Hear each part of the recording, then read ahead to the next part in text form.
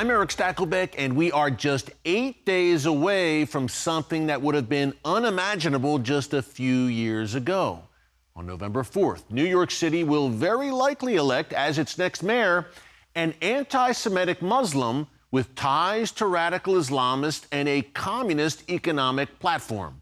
Yes, this is really on the table. His name is Zohran Mamdani. He just turned 34 years old, and he only became a U.S. citizen in 2018 after being raised in Uganda. He's never run anything of significance in his life, but now he is the overwhelming favorite to lead America's largest city and financial capital.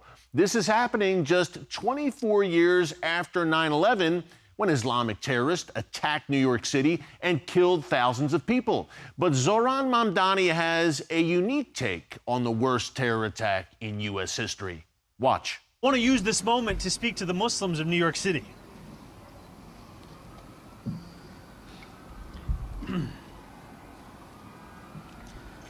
I want to speak to the memory of my aunt,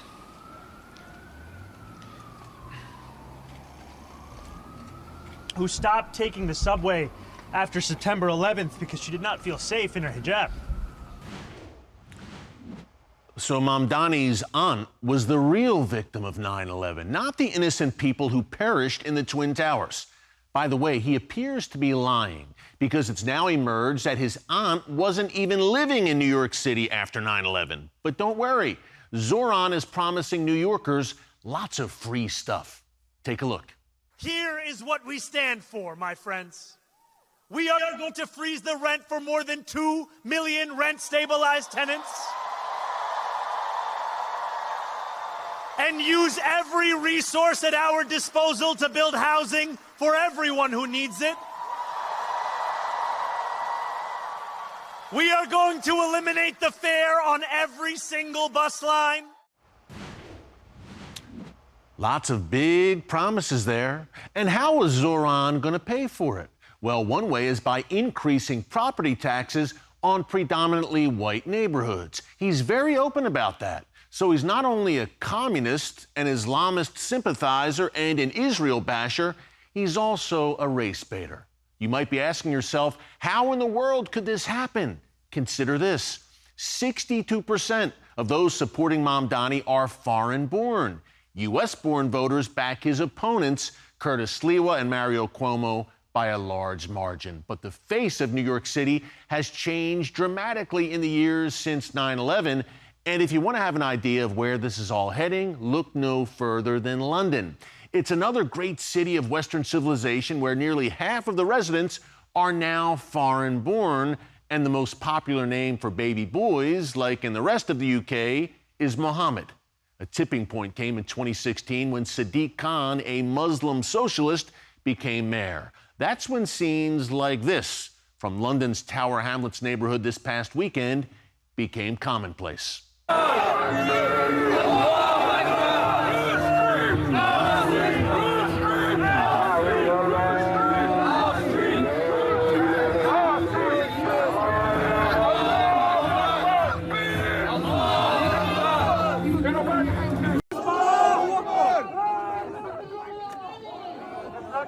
We're on the same side, bro. No, we're not. Yes, we are, bro.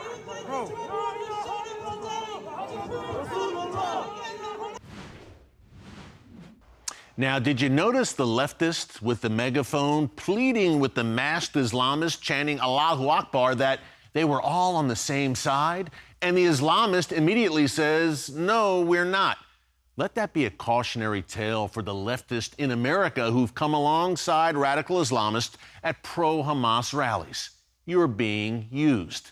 Folks, Europe seems determined to go off a cliff, and New York City apparently wants to follow them. Thankfully, an overwhelming majority of Americans reject this madness, and while Europe is imploding, we've seen strong leadership under President Trump and a return to God and country. But as a great man, another president, Ronald Reagan, once said, freedom is never more than one generation away from extinction. It has to be fought for and defended by each generation. So let's get to work. Welcome Welcome back to Stakelbeck Tonight. He's been sounding the alarm on America's cultural drift, Europe's unraveling, and what it all means for Israel and the West. Josh Hammer is host of The Josh Hammer Show, senior editor-at-large at Newsweek, syndicated columnist, and author of the great bestseller, Israel and Civilization. And he joins us now. Josh, always great to see you. Hey, we're a little over a week away from the very real possibility of Zohran Mamdani becoming the next mayor of New York City. Josh, yesterday at this large rally, we had Bernie Sanders, AOC, but we also had Governor Kathy Hochul there speaking on Mamdani's behalf. We've seen House Minority Leader Hakeem Jeffries also endorse Zohran Mamdani. What does his rise and the support from, Democrat power players tell us about the Democrat coalition right now and where that party's heading? Well, Eric, it's great to join you as always. It says nothing good about where the Democratic Party is at. It says nothing good about where the Democratic Party is heading. I think in many ways, Zohran Mamdani is basically Barack Obama 2.0. He is a slick, younger, glib, vaguely anti-Western, anti-American figure who was capturing the hearts and minds of young left-wing activists. And in this particular case, in New York City, of course, for Barack Obama, it was across the country.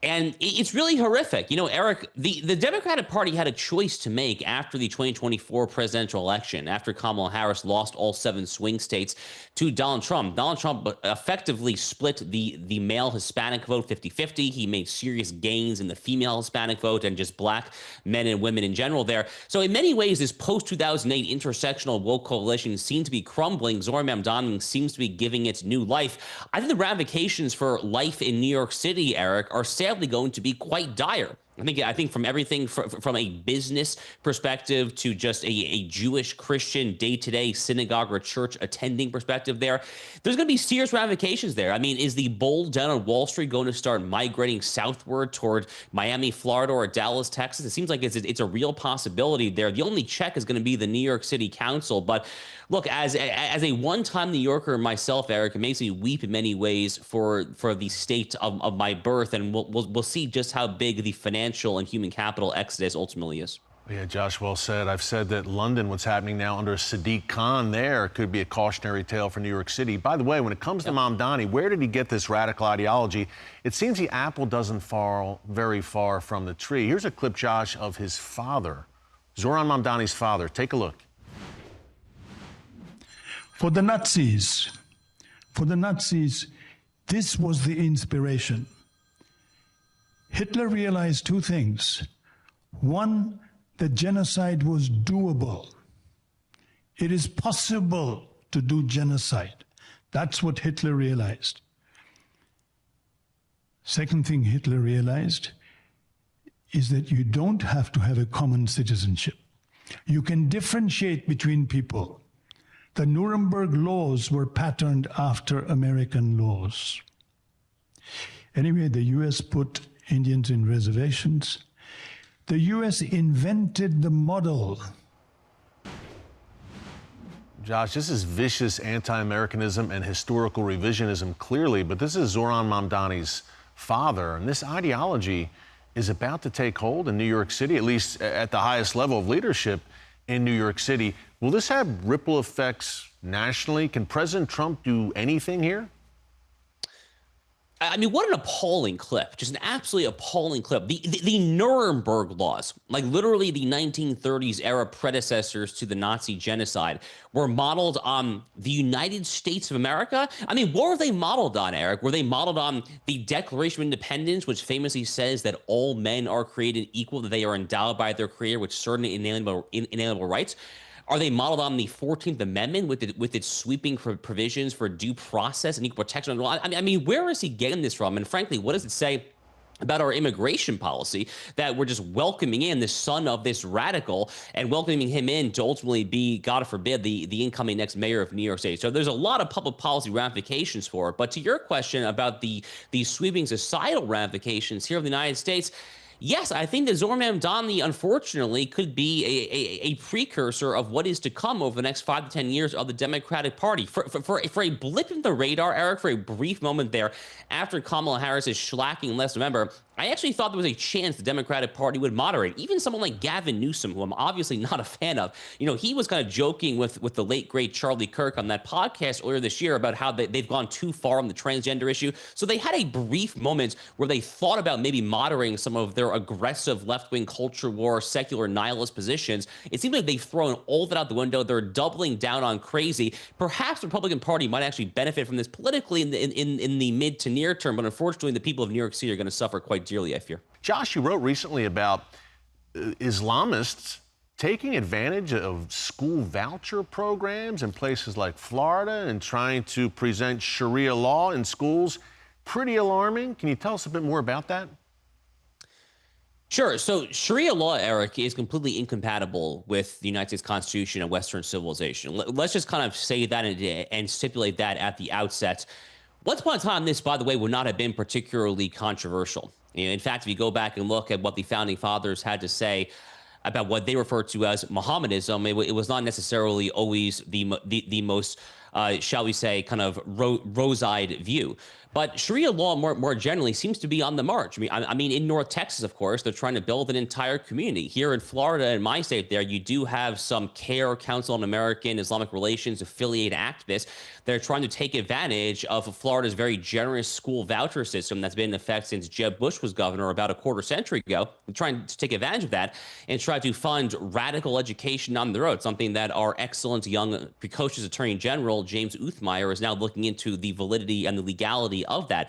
This is a massive issue there. And to tie us back to our previous conversation, you're going to have someone potentially coming into the mayoral office of the most important city in America who has some, shall we say, suspect thoughts on these very topics there. Someone in Zohran Mamdani who is the singular embodiment of the so-called Red-Green Alliance. This alliance between radical communist Marxists on the one hand and Islamists on the other hand. These two groups that have nothing in common whatsoever other than their seething, foaming at the mouth hatred of our Western biblical inheritance in Jews and Christians alike. It is something that we should all be deeply concerned about. Yeah, and by the way, Mamdani has been pressed on Sharia law. He has refused to condemn it. Pretty telling. And the Hamas support network that has got behind him, Josh, speaking of which, I think of Gaza right now and what's unfolding there. What's the latest with the ceasefire, Josh?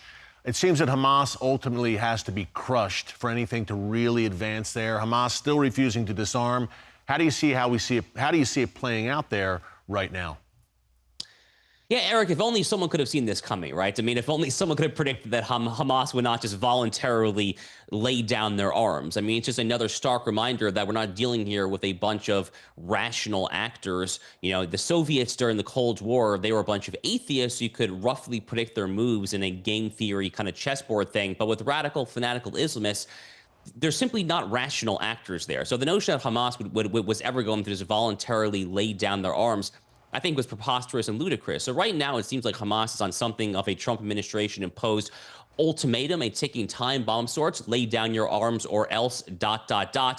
I think, Eric, we're going to find out sooner rather than later what that ... entails. Does the United States, does Israel, do the Western powers more generally have what it takes to really actually force Hamas to really do this once and for all, or else the bombs will start dropping yet again? It's not a great situation, Eric, but unfortunately, it's all too predictable when you're dealing with these fundamental jihadists. The good thing for Israel is that the hostages are home. Eric, like you, I have a lot of ties to the Israeli people. They are just so happy to have their hostages home, and they are still kind of riding that cloud nine there. But when it comes to Hamas, there's a lot of question marks still remain, to put it mildly. No doubt. That harsh reality still lies ahead with Hamas, Josh. Great point. And about a minute left. The Abraham Accords very much back on the table now, it seems. Mohammed bin Salman, the Saudi crown prince, visiting D.C. very soon. About a minute left, Josh. What do you see coming in the near future, perhaps, with the Abraham Accords? Saudi Arabia, we've even heard Syria, Lebanon, perhaps on the table? Saudi Arabia is the big kahuna, Eric. That would be the grand Abraham Accords prize. Frankly, the first Trump administration was very, very close to getting it. As a friend from the White House told me the first time, they were basically on the 5-yard line back then. I thought that President Trump could have pushed a little harder on this front in his big speech in Riyadh, Saudi Arabia, earlier this year, back in May. The big question is, will the Netanyahu government compromise on the creation of a so-called Palestinian state? Eric, I say if that's the cost for getting the Saudis in, then it's a non-starter. It's a no deal there. But anything short of that, maybe, perhaps there's a deal. Yeah, Josh agreed. And we'll see what happens with annexation, Judea, Samaria, a lot going on, Josh. We're glad we have you here with us to break it down, my friend. Folks, the book is called Israel and Civilization. Pick it up. It is a great one, so timely. Check out the Josh Hammer Show. Follow Josh on X across social media. Josh, great job as always, my friend. God bless. We will see you again soon. As we wrap up here, we've been talking about this unholy alliance of communism, radical Marxist, and radical Islamist. It seems unlikely on the surface, but think about the Gospel of John, chapter 10, verse 10. Jesus says, "The thief comes only to steal and kill and destroy. I have come that they may have life and have it to the full." So really no surprise that these godless ideologies come together in these perilous Bible times we're living in. But Jesus just laid out the answer.